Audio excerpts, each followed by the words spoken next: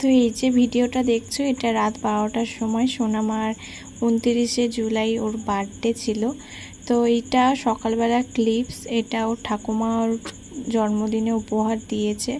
আর আমি সারাদিনে অল্প অল্প ভিডিও দিদির থেকে মায়ের থেকে নিয়ে করেছি, কারণ আমার একদম সময় ছিল না কোনো ভিডিও করা। এমনকি তোমাদেরকে ইন্ট্রোটাও আমি দিতে পারিনি। এই যে ওপরে রান্নাবান্নার আয়োজনটা করা হয়েছে আর ওপরের ঘরে খাওয়া দাওয়া করানো হয়েছিল। তো মামামের প্রথম জন্মদিনটা তোমরা তো আমার আগের চ্যানেলে দেখেছিলে। তো এটা হলো দ্বিতীয়তম জন্মদিন। তো আমরা ভেবেছিলাম কিছু করব না, কোনো প্ল্যান ছিল না, হুট করে সব কিছু রেডি করা হয়েছে। বিকেলবেলা আমি যে ঘরটা সাজাচ্ছিল আমার সাথে সাহায্য করছিল রকি, জামাইবাবু, দিদি।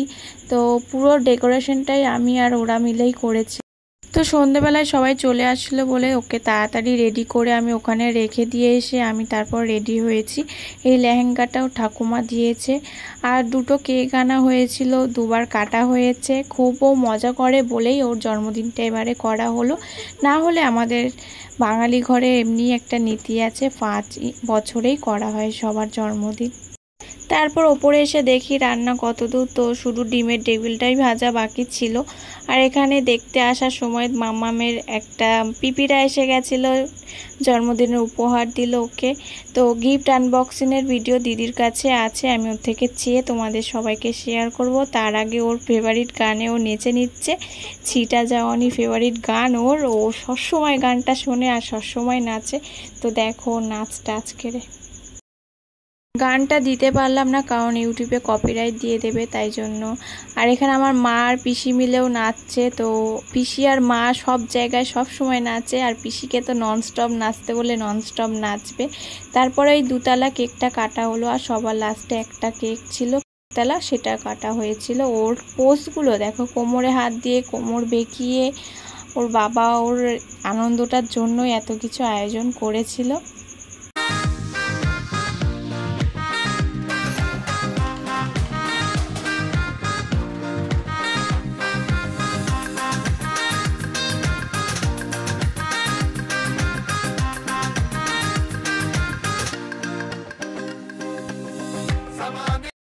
তারপর এই যে সব বাচ্চা কাচ্চা মিলে ওর কাকাইরা সবাই এলো। তারপর আর একটা কেক কাটা হলো। ও দেখো কেকটা না কেটে ও আগে হাততালি দেবে, কারণ সবাই হাততালি দিচ্ছিল সেই সময়।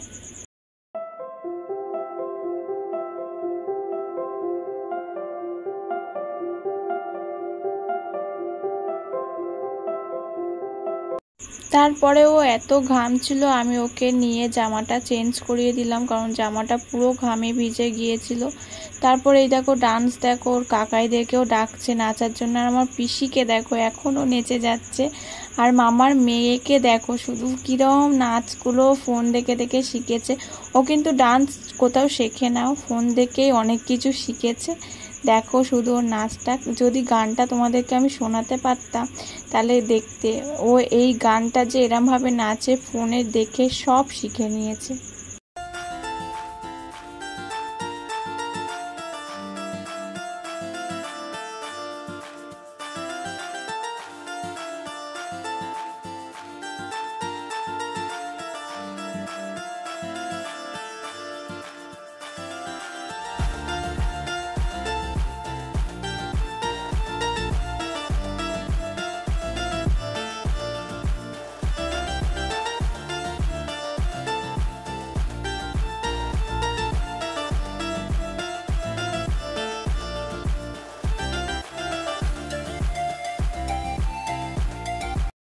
তো তারপর আমি দিদিকে বললাম একটু ভিডিও করে আনতে, কারণ ওরা খেতে বসে গেছিলো।